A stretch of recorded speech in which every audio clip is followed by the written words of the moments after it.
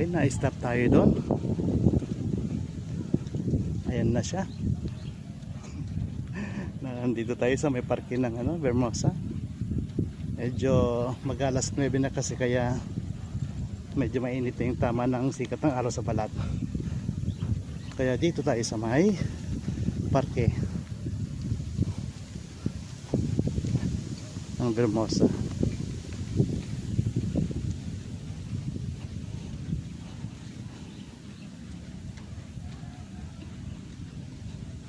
Kahit late ka na pumunta dito, meron ka pa rin space kung saan makakapag walking na hindi masyadong naiinitan. Yan.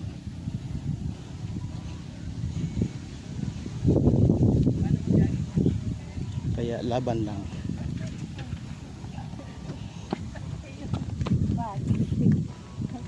See?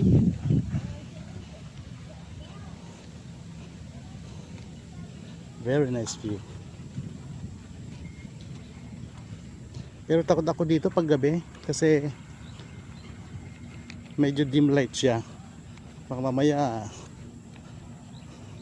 bigla ka na lang hilai dyan sa sa tabi.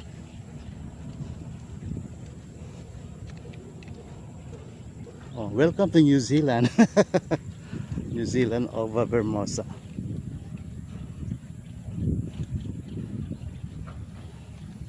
Yan. Ayan ang ating parke-parkehan. Sa kabilang side tayo. Sa kabilang side, pag itong mga oras ay mainit.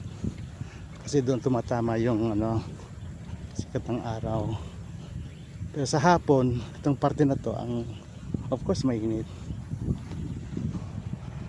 Okay? Tingnan natin. So dito mayroon tayong bridge dadaanan patawid ng kabila.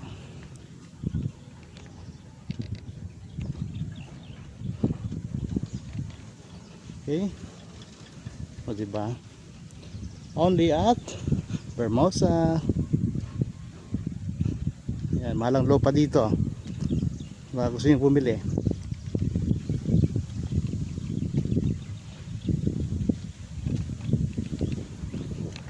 Charan. Oh, tunto ay sa kaliwa. Kaliwa tayo. Yan. So, nakita nyo na yung creek. Yan. Ganda. Yan ay kumbaga artificial na creek. Sa ilalim yan ay may parang plastic. Ewan ko lang bakit ganon.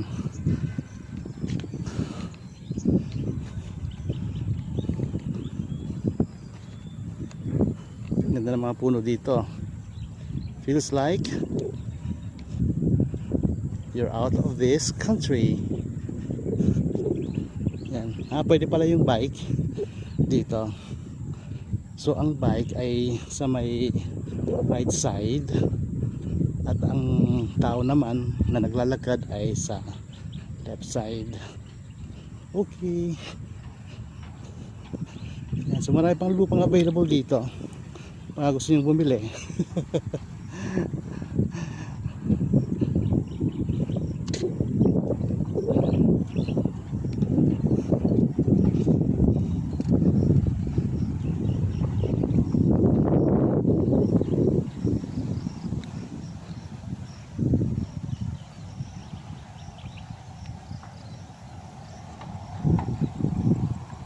Pang mayaman lang tong lugar na to. Kung simpleng ka lang, mamamayan ng ating bansa ay hindi makakayanin dito. Okay? Yan. Safe naman siya. May bakod pa.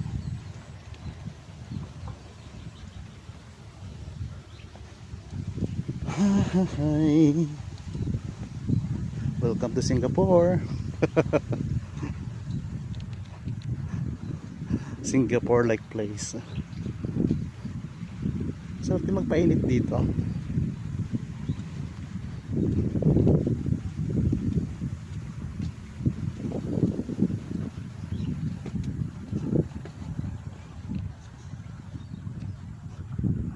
Oh, may ibon.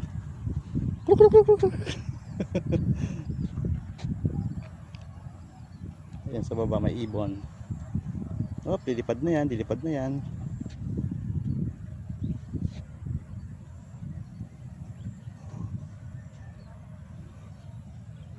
Dilipad na yan. Dilipad ka ba? Dilipad ka? Talagang nagwo-walking ka rin? Oh. Oh! Sige, lipad, lipad. Lipad. Good. Nakakalipad ka naman pala eh.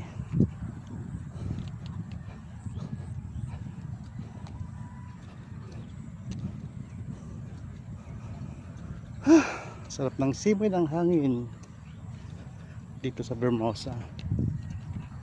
Ang ganda pati ng dadaanan mo.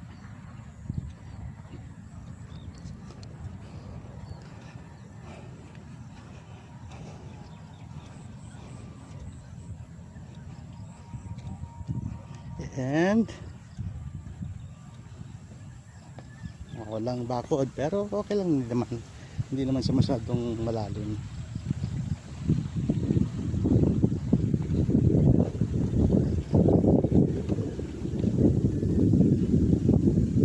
Talagang pinasadya siyang lakaran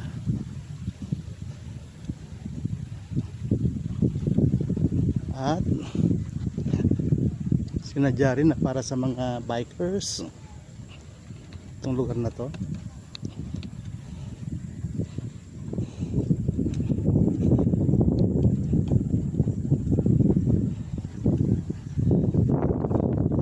Ayan siya.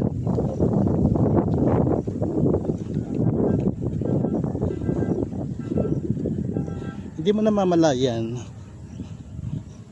nakakapaglakad ka na pala ng ilang minuto. Siguro mula nung kanina ay nasa mga around 30 minutes na ako naglalakad, I guess.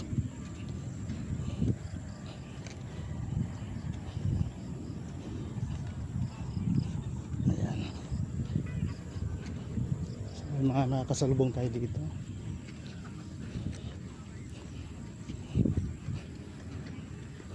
So yun na yung dead end ng park na ito, kasi yan ay bridge ng subdivision. So ang gawin natin ay umikot ulit siguro para maramdaman natin yung yung vitamin C na hatid ng ni Haring Araw. Medyo pinagpapawisan ako. Naglakad lang ako. Pero may pawis na akong nararamdaman.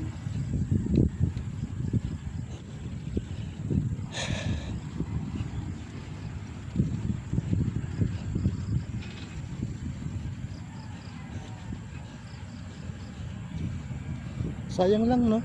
Kasi kung ang mga puno ito ay mga fruit bearing trees at pag namunga, private lot naman to, let's say private property, ay siguro mas okay.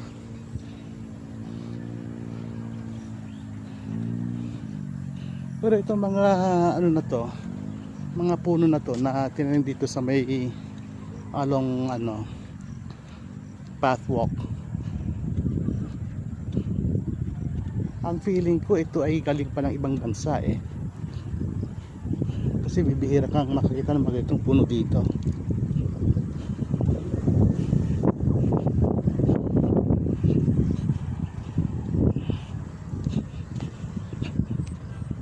Hindi siya makalat, hindi siya ganun lumalaki.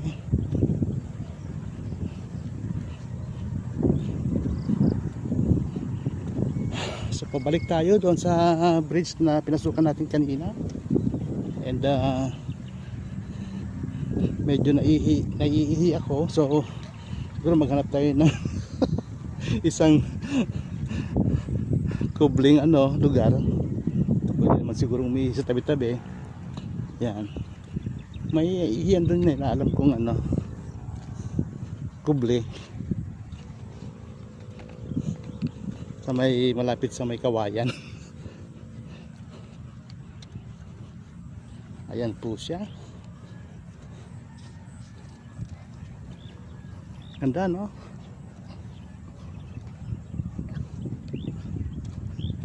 Sino ba naman ang hindi gaganahan maglakad dito kung ganito ang lalakaran mo?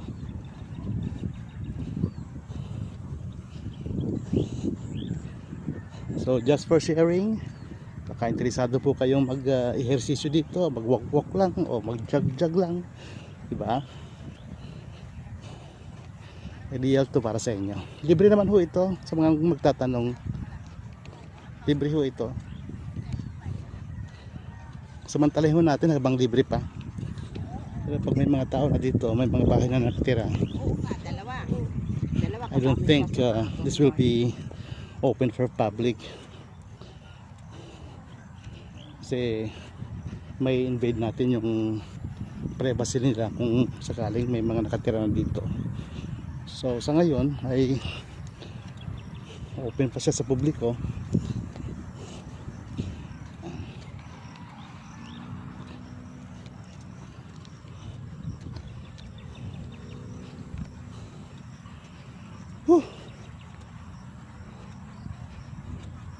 Lakad lang.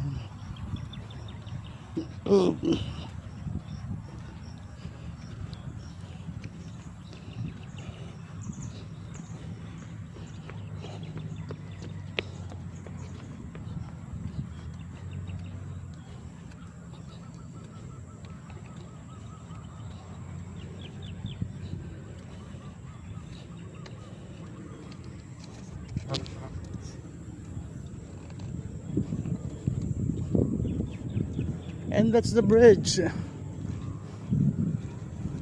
the troubled bridge. Charot lang.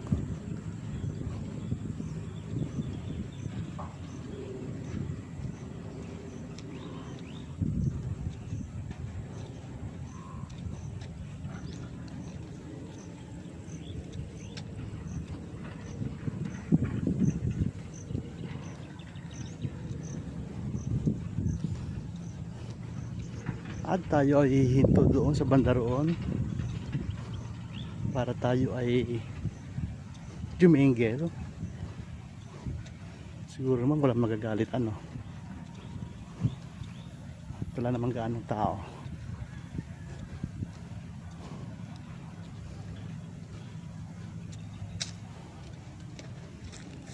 Charan! Pause muna natin.